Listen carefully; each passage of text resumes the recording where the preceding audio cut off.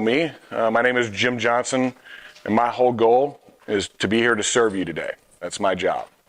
That changed in my life about 20 years ago. I was probably one of the most selfish human beings on the face of the planet. It was all about me and what I had accomplished and what I had done, and I literally treated people like they were dollar signs. Every single person to me was worth a certain amount of money. It was all mathematical to me. And I was able to grow a very large business with that attitude. I also had a very large business ultimately destroyed by that same attitude. Had a bookkeeper steal $585,000 from me. Had my best friend leave my company and go into business with her and start his own business. Pretty pissed, don't you think?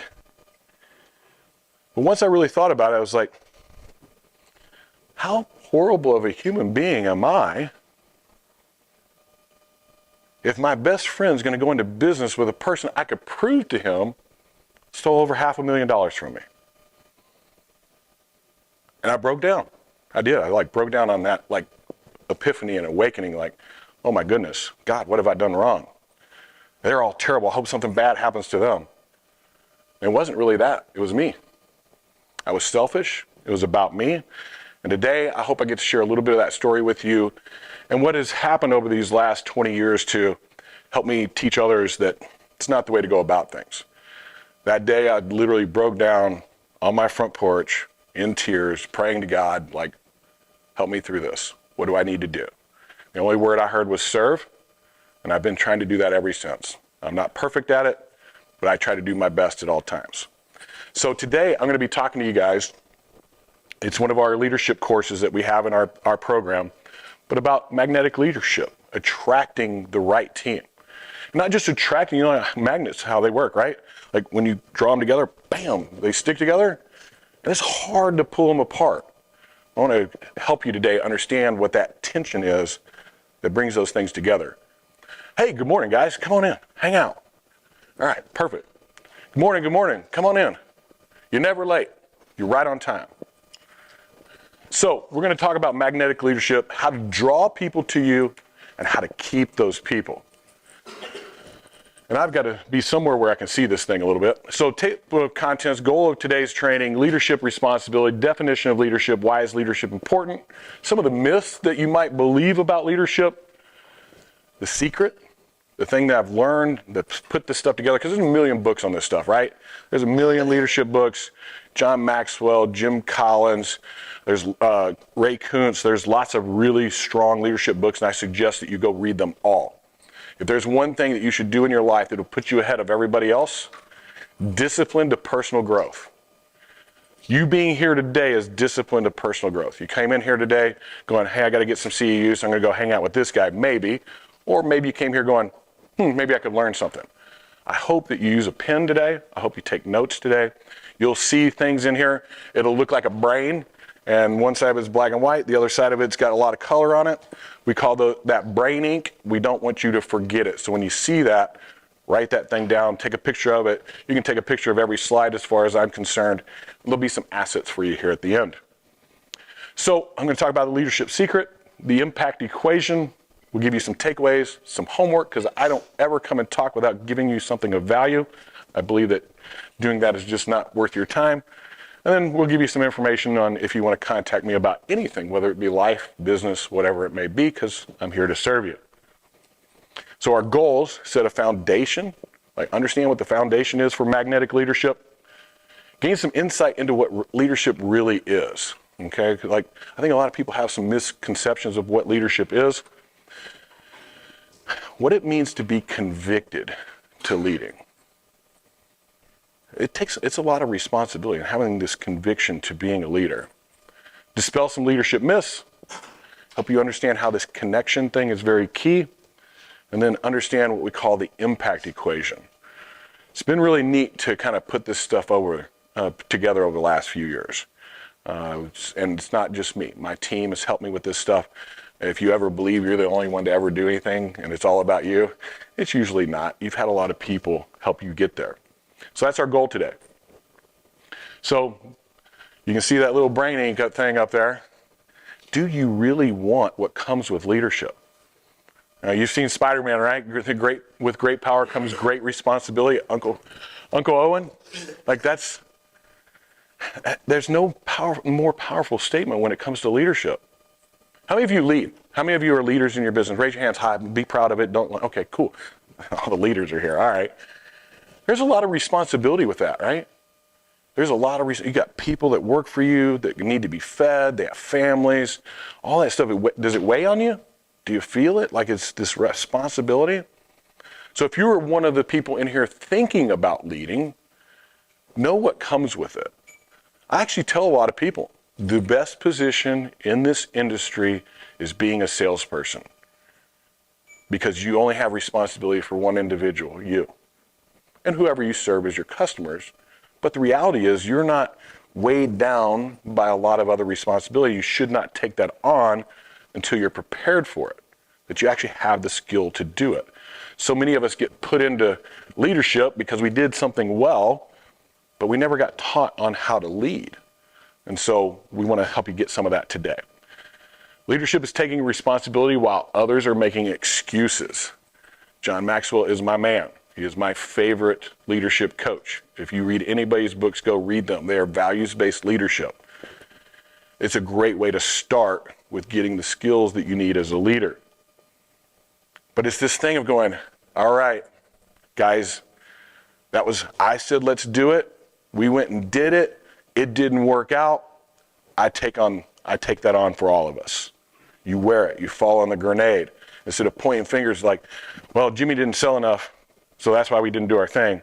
No, I didn't do my job well enough to get Jimmy to do what he needs to do. We fall on the grenade. So a little definition here, just so everybody understands ultimately what leadership is. A person who has commanding authority or influence. And I would really lean more towards influence than authority. I'll talk a little bit about that concept this morning. But the verb definition is the one that I like the best. The art of inspiring and motivating a group of people to act toward achieving a common goal together for the benefit of all. That is not in the dictionary that way. That last part is added by me. For the benefit of all is the key part. That's the important part. I'll tell you why in just a minute. So why is it important to leadership, like having this skill? It facilitates direction, it fosters collaboration, and it builds trust. Any of you ever play sports? Anybody play sports? Raise your hands. Come on. This is crowd participation. Good. All right. Well done. So anybody play on a team that was really good? Like you won conference or district or maybe even state, anything like that? Any of you? Oh, okay. Good job. Tight, right? You trusted each other to do their job. You had this trust in your teammates that they were going to do their job. They were going to work hard. They were going to put their effort in. Was any of it football? Any of you football? Football. All right. Football. Yeah. Everybody's got to do their thing. It's 11 different guys doing 11 different things that if they don't do it right, one guy messes up, everything's a mess, right? So this is what leadership is trusting that everybody else on the team is going to do their part in order for you to achieve the big thing, whatever it may be. So let's talk a little bit about the myths real quick. These things that I think a lot of people believe, but they're not real. So you go out there and you get promoted to sales manager, production manager, whatever it may be. You get this new title. I'm a leader. No, you're not. Nobody's a leader by a position. Because you have a title does not make you a leader. The only thing that makes you a leader is if people willingly follow you. They want to. They want to crawl through glass, bleed together, do everything to help the team achieve something. So don't believe just because you have a title, because all that does is put you on a stage, and if the light is shining on you all the time, you're probably not going to lead very many people. I try to shine the light on my team so much. I got a guy over here on camera, Tommy. This guy right here, he didn't have to be here right now. He just wanted to come in and get some content for us. He does an amazing job of it. And I recognize right away he's really good at it and way better at it than me. Tommy, would you take care of that for us? And he does an amazing job of it. I got another guy right over here. His name's Noah. Noah, say hi to everybody. All right. So you guys all know about this whole automation thing, right? Like we want to automate as much as we can because great leaders need more capacity. So automation is one of the ways that we can get that. Elimination, delegation are the other ways. This dude is an automation expert. He knows how to make things happen that I would normally say without me actually having to say or do them. A lot of the emails you get, the text messages you get, all that stuff, he has done a great job of helping us automate that in our voice. I could never have done that. I can't do what I do without these guys. I hope that they trust me. I hope that they trust me and I've earned that trust because they've earned mine. That to me is, and they're all leaders. Everybody on my team is a leader. That's the whole thing. When you're looking at everybody on your team, I don't care who it is. From the lowest on the totem pole to the highest there, do you look at them the same or do you look at them different? Because if you look at them different, your whole team won't rise. Does that make sense? All right. So that's myth number one. Myth number two is that it's a gift. God went, woohoo, you're a leader. Melanie, you're a leader. Boom, blessed, yes. No. Now, do we have some natural instincts from our nurturing and the way we were raised and stuff like that? For sure. But it doesn't make you a leader. Leadership's hard work. It's like anything else. It's a set of skills when put together allow you to lead others and lead them well. And if you don't know what those skills are and you don't use those skills on a consistent basis, you're going to be less than average leader. But once you start to learn them, once you start to put them first, once you start to bring a little bit of positivity to the world, once you do a little encouragement, we're going to talk about some of these things today, what these skills are, because if you start reading the books that I suggested to you, I think I counted them up one time. I was able to identify like 37 different things you need to do as a leader. I'm going to try and bring all those together and simplify them for you, okay? So, we are not born leaders. It takes discipline, hard work, skill gathering, personal growth, and growing all the time, and you're never finished. You're never done. It's a journey. It's not a destination, all right? I would like to consider myself a fair leader. I'm nowhere close to where I want to be. And I don't believe in my lifetime I'll ever achieve what I think I could be as a leader. But I'm going to work hard at it. Having that attitude will put you in a position of constantly growing, which will give you some value that you can share with others. Leadership myth number 3. You got good leaders and bad leaders, or good and evil leaders, right? No, I would disagree with you.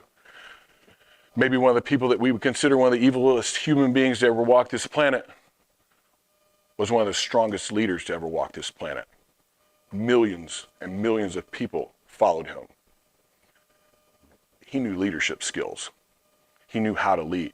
He knew how to get a bunch of people to follow him, not necessarily towards a good thing, but he was a strong leader.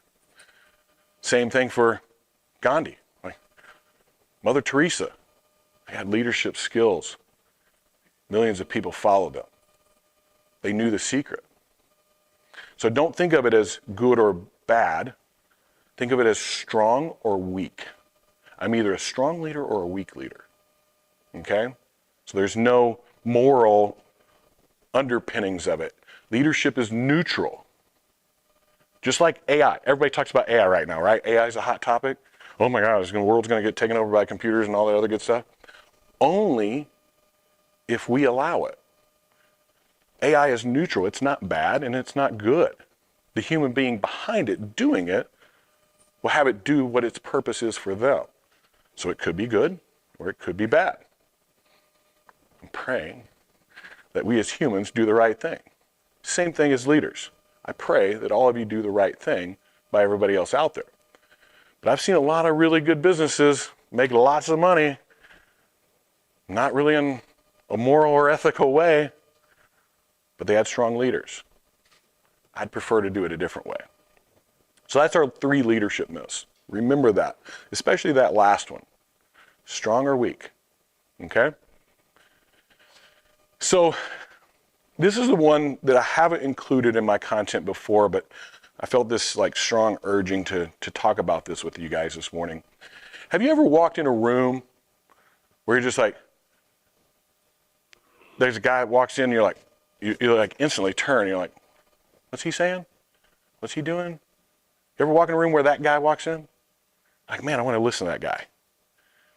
Why is that? Yes, it's charisma.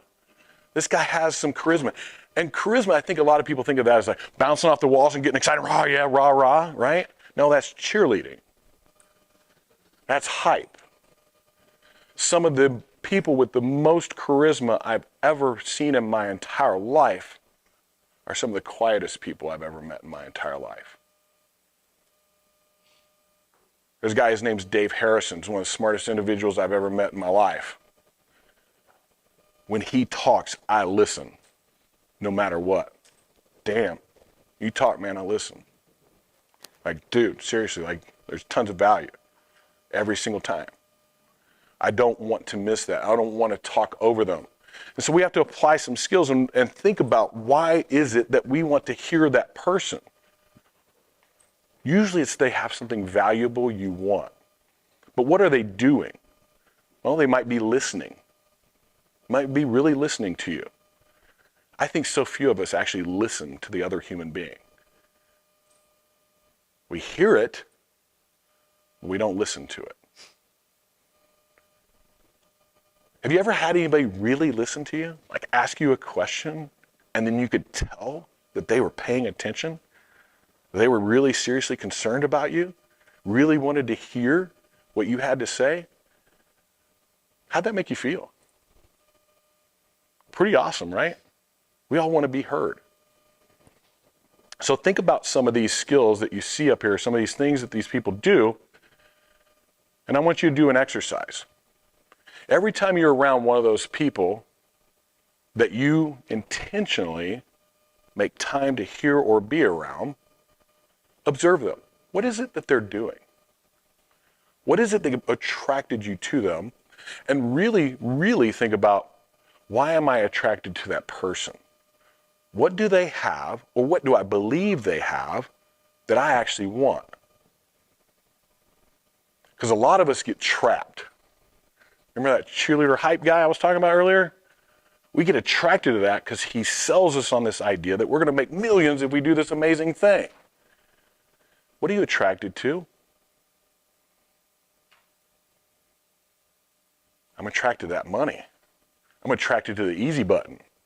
I'm attracted to this hype that's out there that says, you just do this one thing, you're going to be a multimillionaire.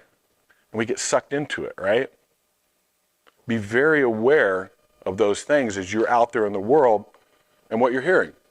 Happens at conferences, happens at events, it happens on YouTube, it happens on Instagram, all these places.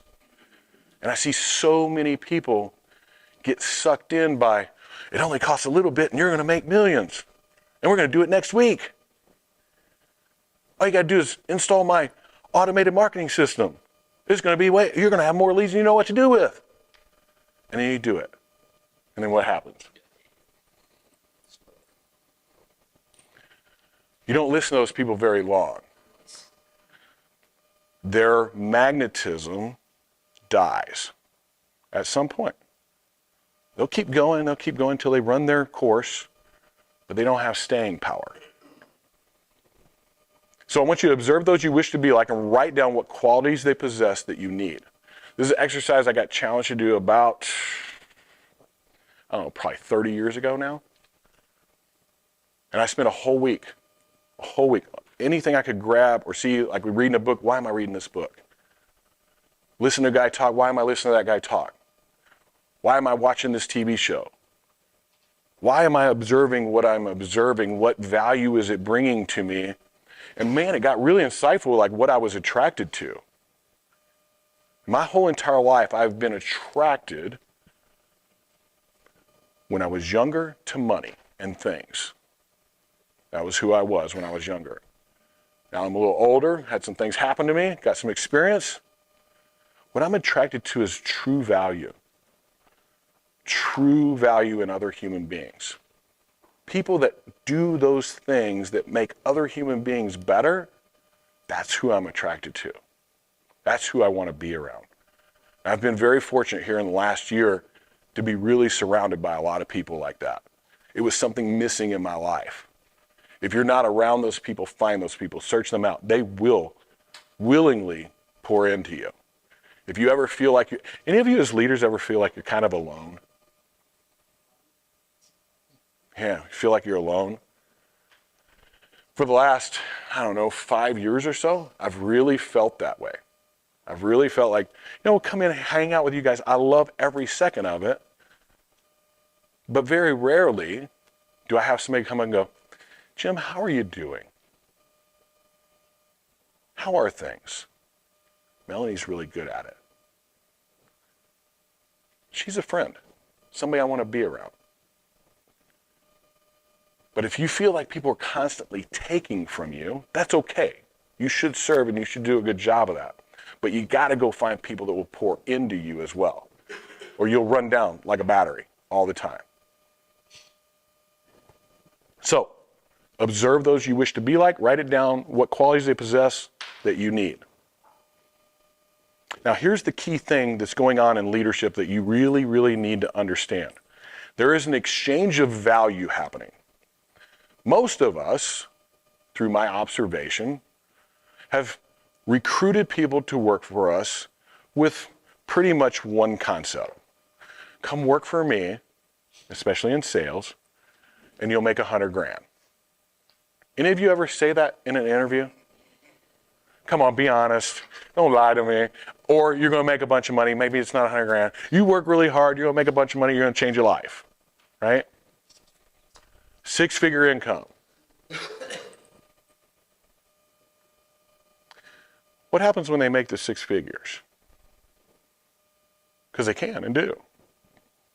Is that all the value you have? Was that, you gave them the information to make that? And so now somebody offers them a little more or a little greener pasture, or they want to go start their own thing? You know why? This is an actual study. 92% of people that quit a job, so they did this study over a 5-year time period, everybody they could get that quit a job, they did a survey with them. 92% of people that quit a job because they feel that there is no further opportunity at that job. They cannot grow any further. 92% of people leave for that, not because they're not making enough money or they can make more money somewhere else, because I get no value from being here anymore. So if you can solve that problem, you can solve the turnover problem. You don't want to have a bunch of turnover? You provide value and growth to others and they'll stay. Or they may grow and achieve what it is they're after with you, and you will be proud when they go out on their own. One of our coaches had this happen this year. He got an offer he could not refuse to go and lead a franchise organization here in the U.S. A roofing one. Multi-million dollar one. Dude, I high-fived him. Well done, man. No way could he have done that 2 years before that. But he came and got the tools, the skills, and the value that he needed to create that opportunity, and we should be proud of doing that for folks. So, it's an exchange of value. It's not them doing their work to make you a bunch of money. It's the other way around. You doing the work in them, and the byproduct is the money. The money just comes. It happens naturally and organically. It feels right. So, I want to talk to you about 7 things. These 7 things, if you do them, they're habits that are skills at the same time, skills that you habitually do. I want to talk about those. We're going to go through them fairly quickly. I only have so much time today. I want to make sure I stay on time. I think I have to be done at 8:45 or something like that. But the very first thing we have to do is we have to engage people. Hopefully I've done that with you to this point. Do you feel like I've engaged you? I see most people are looking at me. They're not on their phones or anything like that, so that's a good thing. Nobody fell asleep yet. That's good. But I've engaged you in a little bit of a vision of what a leader could be, right? and I got your attention. There's some attention here. You're going, okay, I like what he's selling me right now. And that's really what your vision is if you really, really think about it. It's a great sales pitch.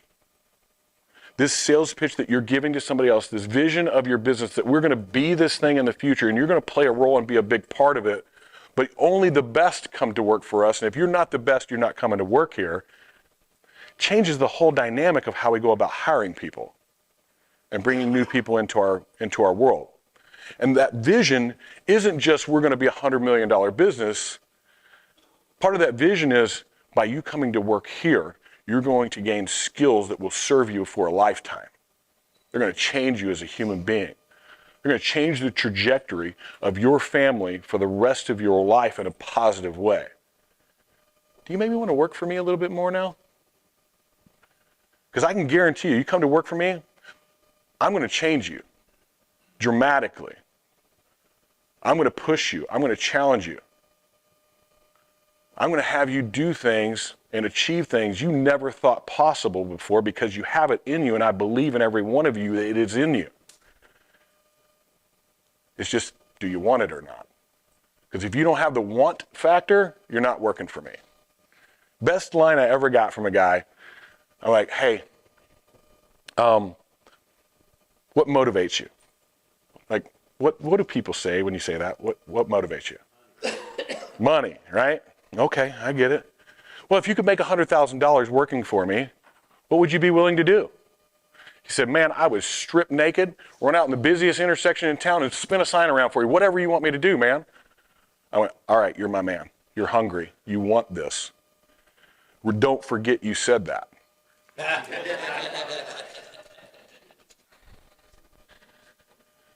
So strong leaders are able to engage people in a vision that by being involved with them, they're going to get value in a way that's going to change their life. That the success of the company is a byproduct of that exchange of value. So it can't just be we're going to be this $1 million company and you're going to go out there and run a branch or anything. It's got to be more than that. It's got to have more substance than that. Because that's what people want. People want to be changed as human beings for the better. So think of that as the first thing you have to do. I've got to get that part down. If I don't have a vision for my company, my team, my department, whatever it is that you run, you better come up with one. Because every single person you hire from that point forward, you share that vision with them. Commercial department, right? I'm running that thing. I got a vision for it. We're gonna be the biggest and baddest and best commercial department on the planet. Not just from a sales perspective, but from an execution perspective. Our work is going to be so good that people are begging us to come and do their work. They're dropping every other contractor because we provide a service that nobody else can do, because we're going to have a very unique system that accomplishes that, and you're going to be a big part of helping us do that. And one of the ways that we're going to do that is I'm going to give you the skills to not only sell, but install and lead in what we do. And if you do it well and you work hard and you have discipline in what you're doing, and we start to achieve these things, it's going to create opportunity for you to lead even more, to grow even more. Do you want to be a part of that? Yes, I do. How bad? How bad do you want to be a part of something like that? Man, whatever you ask. Okay. Don't forget you said that, because it's not going to be easy. And when you're honest like that up front, everything else, you set proper expectations that, hey, we're going to work hard, people are willing to do it. But do you want to come to work for me in my commercial department? Yes? All right, cool. So I got to get you there. I just gave you my sales pitch. Now, the key to a sales pitch is that you actually deliver. And that's where the education part comes in. We have to educate people. Man, you're going to come to work for us. You're going to make $100,000. You're going to do all this great stuff. Here's my training for an hour and a half in the truck with me. Yeah, I'm talking to you. We're going to go sell somebody. All right, go knock doors and do it. That's not educating anybody. That's not providing any value to them. That's a lie off of your sales pitch. Gave them this great pitch. You're going to make them better and give them every tool that they need to become better in your organization. and you half-ass the education. You've got to educate people. And so strong leaders make a commitment to not only providing the education to all of them, but they're constantly educating themselves. They're constantly going out there and growing every day. Because if I grow you as a leader and I hit an end point and what I can share in value to you, you leave. There's no more value anymore. But if I can stay valuable to you because I gain new information, new ways of doing things, innovate, create, and create more opportunity for you, you may say, hey, why would I go start my own business? That looks terrible. And it's a lot harder than most people think. They're like, why am I making this guy a bunch of money when I could just go start my own? A lot of us started it that way, right? And then we're like, holy crap, there's a lot to this. People are weird. Man, I was such a good employee. Why isn't everybody else such a good employee like I was, right? So down at the bottom down here, and I'm going to go back to this other slide. You can see these questions. How will you commit to engage with your team to let them know you care? Because that's the thing, like you really care. You'll see this one, how will you commit to educating your team and yourself? You're going to see that at the bottom of each one of these 7 slides. There's also going to be a QR code at the end. I give you the asset. You don't have to write these down, okay? So you don't just prepare yourself, but you prepare your team, and you set a schedule. You set a schedule. You put it into your world as part of the disciplined schedule that you have. So educating my team, and I'll tell you right now, you want to be the biggest, the baddest, the best roofing company in the state of Texas? Anybody want to be that? Come on, raise your hands. Seriously? Okay. Train your people every day. I mean, it's an observation thing. It's that simple. I'm not telling you something and going, hey, you should do this because it's going to work. It's an observation thing. Who do you think the biggest contractor in the nation is? And what do you think their number is? What do they do? Anybody know? Who? Power Home. Very good. And what do you think they do in revenue? 1.2 billion. Want to know why? 2 reasons. They created an amazing culture of becoming an expert in everything they do, especially sales. And they train every day, every single day for an hour. Don't care how long you've been here. You've been here for 10 years. We train an hour every day. You want to make a change in your business? Educate your people. And you're like, man, that sounds like a lot of work. It is. Leadership is work. The third thing we have to do, and these are in order for a reason, okay? So I sold them, I got a sales pitch going, right? Vision is going to be great. Educated, now I start getting a little buy-in. They're like, hey, it wasn't just a sales pitch, like real, right? It's real, he's actually doing this thing. And I get a little more buy-in when I lead by example. I come in with energy and enthusiasm. People are excited, I'm excited. Energy is contagious, man, seriously. And it doesn't have to be rah-rah energy. It can just be serious energy. We're here to do something special. You don't have to jump up and down to have energy. But you can go, hey, Dan, I hope you're having a great day, man. I hope you're having a great day. I touched him.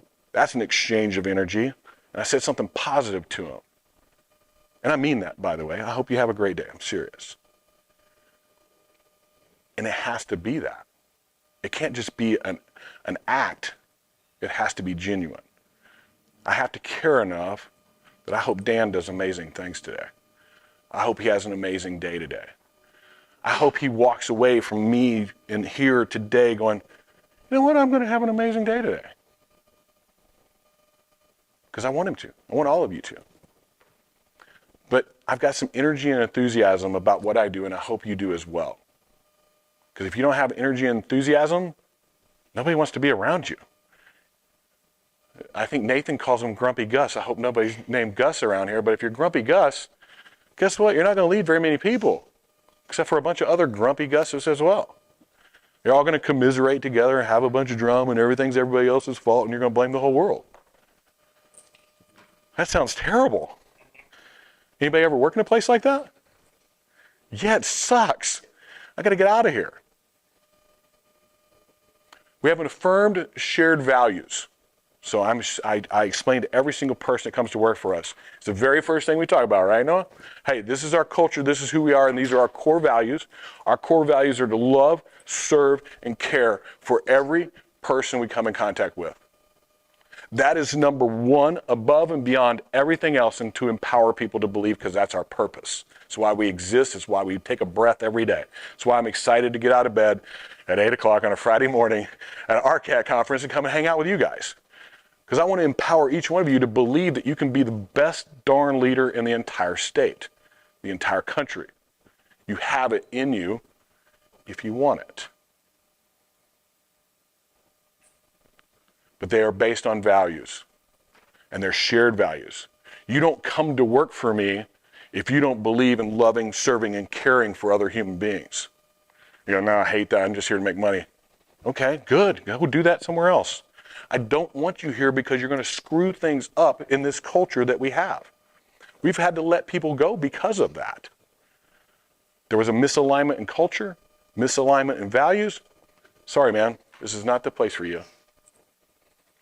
I'm doing you a disservice by allowing you to be here, and you're doing the rest of my team a disservice by being not aligned in the values. Not that they're any better or worse, just not aligned. Does that make sense?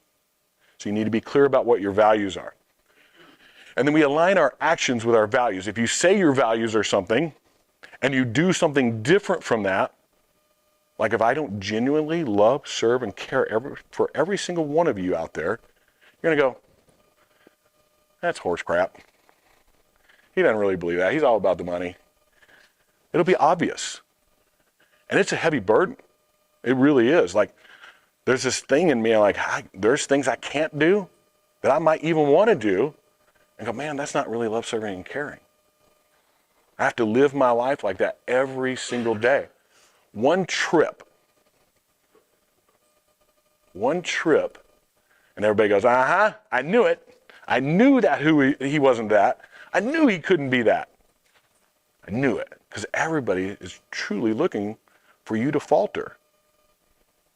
So don't have values that you cannot stand for, all right? It's a core value. It is who you are. It is your beliefs. The other thing is, don't ask anybody to do anything that you're not willing to do yourself, okay? That doesn't mean you have to go and knock doors every second of the day, but when you do, you go do it with the best possible ability you have. Or you go sell something, or you go interact with one of your employees. Whatever that is, that example needs to be the best all the time. Everything you want everybody else to be is who you should be. They only come to work for you because they want to be like you. They want what you have. And if you start to not be the example that they want to achieve, they leave. I feel like I'm a preacher up here. I'm starting to rhyme and everything, all right? So just make sure that you set the example that you want others to be. Here's a key one for you. I'm going to say it to you. You're going to go, oh, gosh. You ever complain at work? Ever complain at work? You're setting an example for everybody on your team that that's okay. Now they can complain. Oh, man, yeah, it's awful. I hate this. That supplier never delivers whatever they're supposed to deliver. Grumpy Gus starts coming out, right?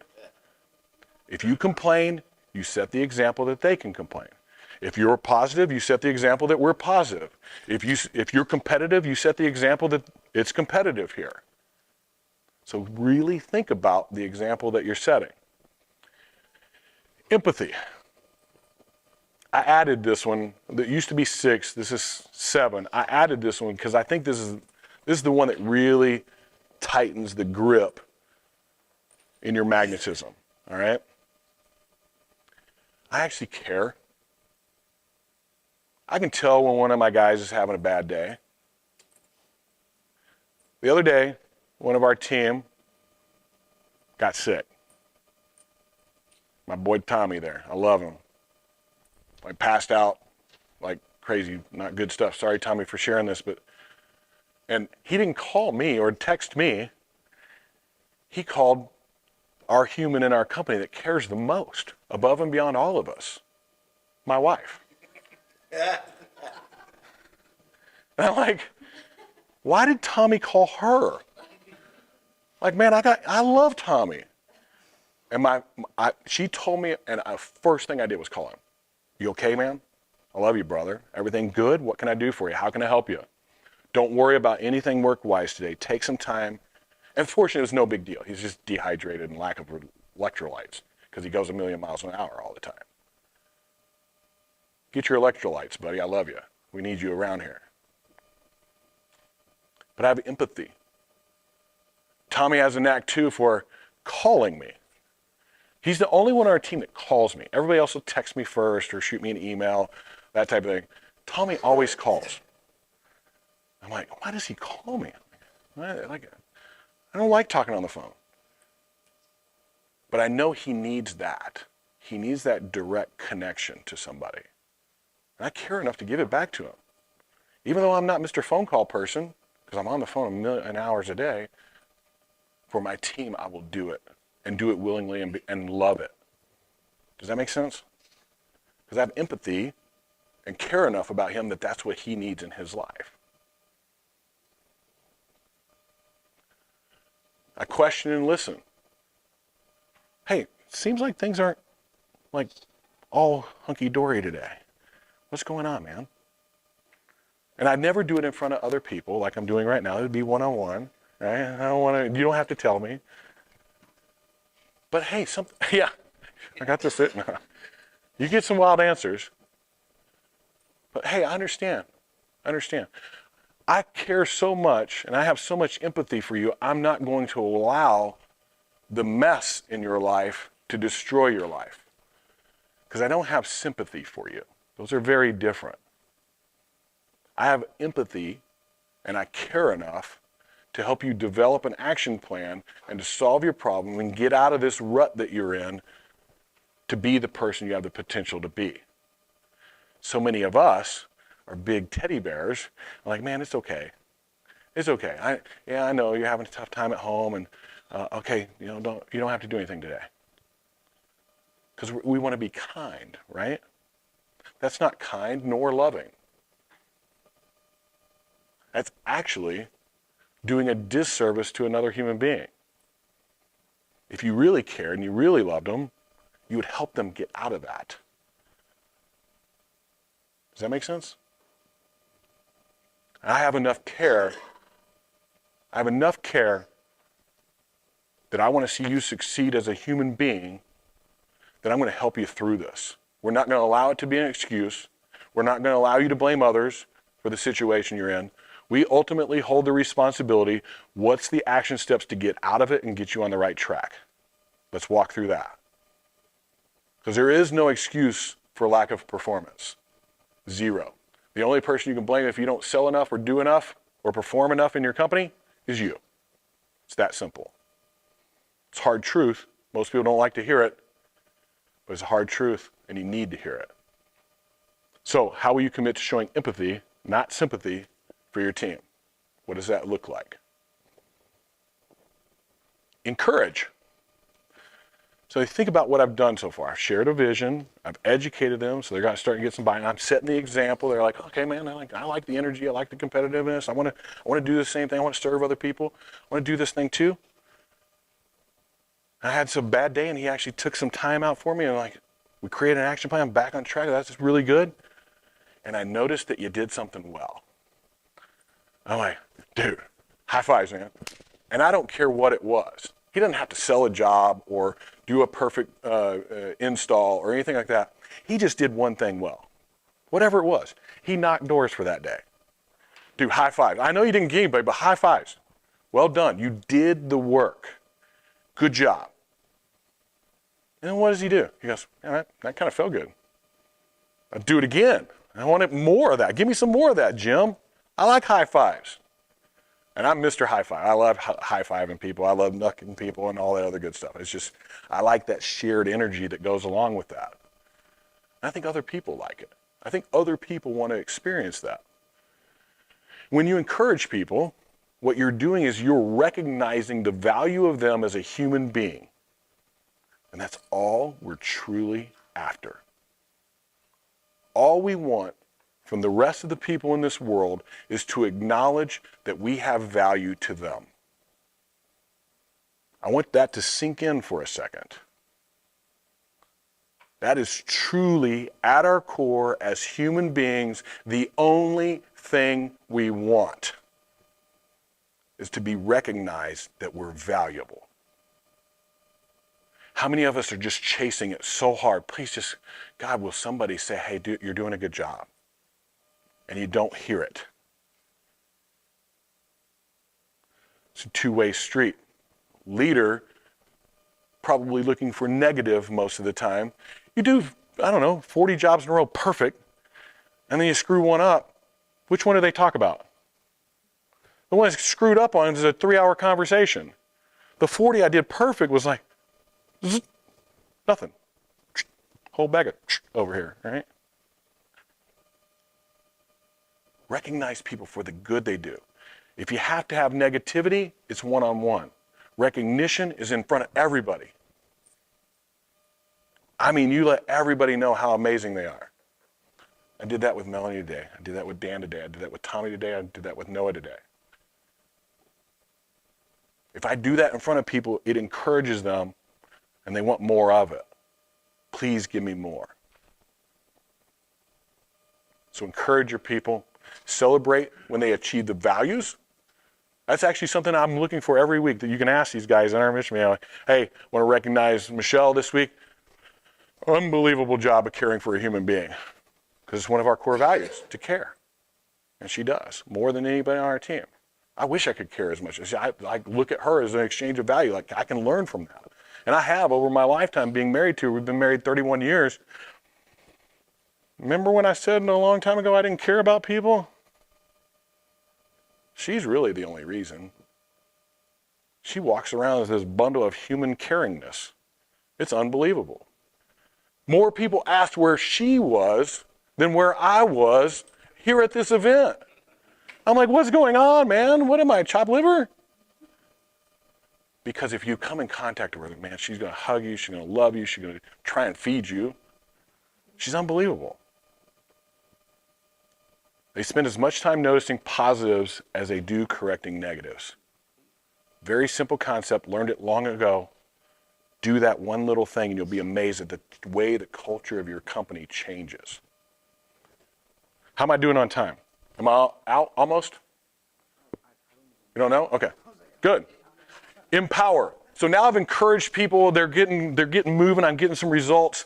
All right, hey, you did that well. I want to empower you. I want to give you some responsibility to do something amazing. I want you to teach a class on this thing you do really well. I want you to speak to the team today. I want you to share your victory today. I want you to do this thing that is now a little step up that's a part of leadership.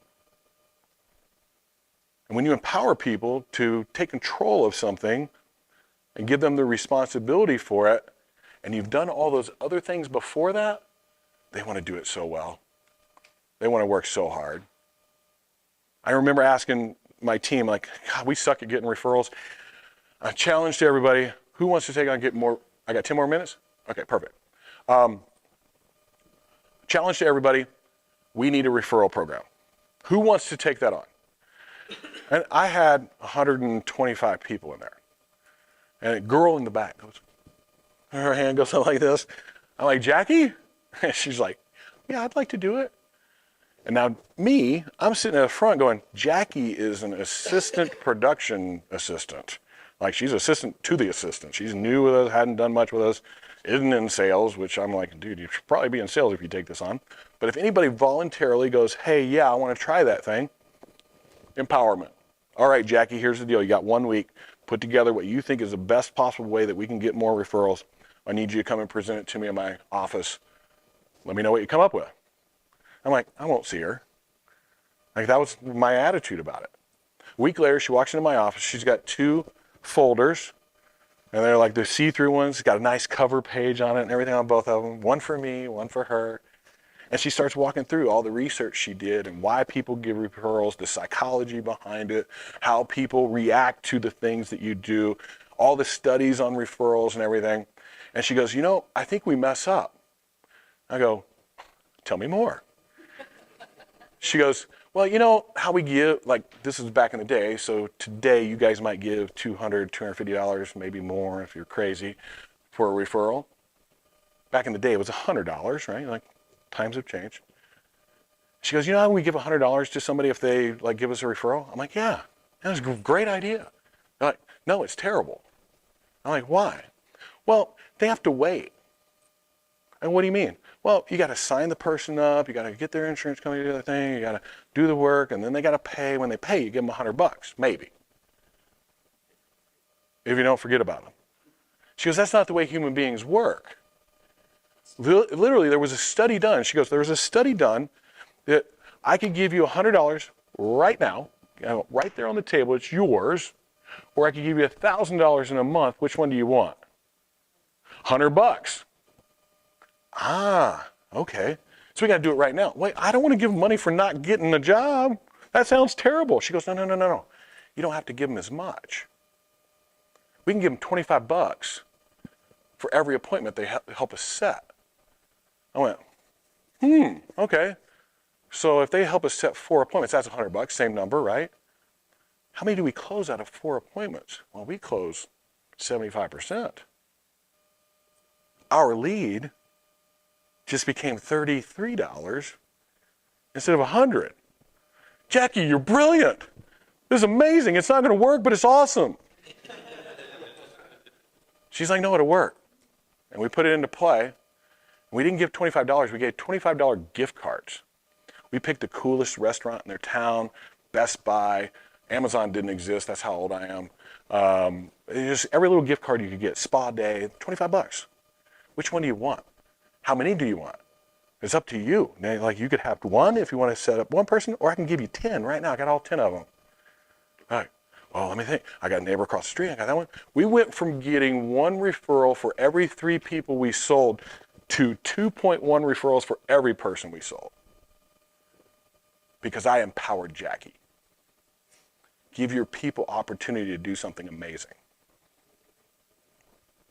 Finally, this is the hardest one. Set standards and expect them to be met. When people fall short, we pour into them. We give them an action plan to improve. But if they don't fit expectations that are achievable, they either have to move seats or leave. It's that simple. You're doing them a disservice and you're doing your team a disservice by allowing that one person that isn't performing at the expected standards to set the example for everybody else of what they can do and get away with. Most of us don't set any standards. How much? I can remember asking this question when I came in the industry. How much do you want me to sell? As much as you can. Right. But is there a number? Well, $1 million is good. I'm like, okay. But how much do I need to sell like this week? As much as you can. So I'm like, wait a minute, I come from a sales world. I've never been told that. They've always said, sell this much. This is quota. This is expectations. This is goal. These are your numbers. You must achieve them or you don't work here. I'm like, okay, cool. Now I have some expectations to achieve. And guess what? I don't know anything about anything, so I assume that they're possible.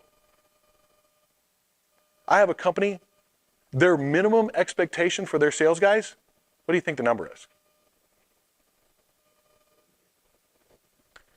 $2 million. You don't work here unless you sell $2 million a year. You want to know what's funny? Every single one of their guys sells $2 million because they believe it's achievable. These people know it's the expectation and they do it. To me, it's wild. It's totally in between your ears. It's nowhere else. I have other companies trying to push towards 3 and 5 million as the expectation. I'm almost done. So, whatever you set as your expectations, expect them to be achieved. If they aren't, help them achieve them. If they can't, they need to go. So getting traction by connecting with your team. You are the hub. This is you, right here. This is a tire. You are the engine, the drivetrain, the hub. And you start doing these things I just talked about, engaging, educating, setting the example, showing empathy, encouraging, empowering, and expecting, and you start to get buy-in, activity, discipline, results, and belief, And you do them over and over and over again, over and over and over again, in that order, over and over and over again, and your team starts to turn. That wheel starts to turn. Then the tire starts to turn. And you start to get some traction and momentum. When you have momentum, it's hard to stop. How many of you have seen these companies grow really fast? It's because they do this. Their team believes they're doing something amazing together. And your speed is determined by healthy tension. Healthy tension. Not unreasonable expectations or constantly pushing to go more and more and more, but reasonable, healthy expectations. Your magnetic superpower, I got it back one. Your impact equation is your ability as a leader or skill as a leader multiplied by your capacity, the time you have available to give to others will equal your impact exponentially. So the more skill you have and the more capacity you have, the more impact you will have exponentially. And if you make that impact, your impact that you have on others equals your charisma. That's why when that guy walks in the room and starts to talk, you start listening. He's impacting people exponentially. He understands this rule, this law of leadership. So your takeaways: are you called to lead? Charisma is your divine power. 7 habits of a magnetic leader.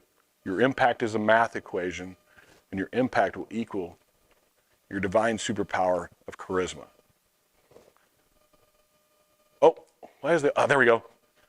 QR code on the screen, real quick. I know these guys, I'm sorry guys, I ran over. Download the assets. If you want to join Contractor Collective, we have content like this all in there, all over the place. It is the first of its kind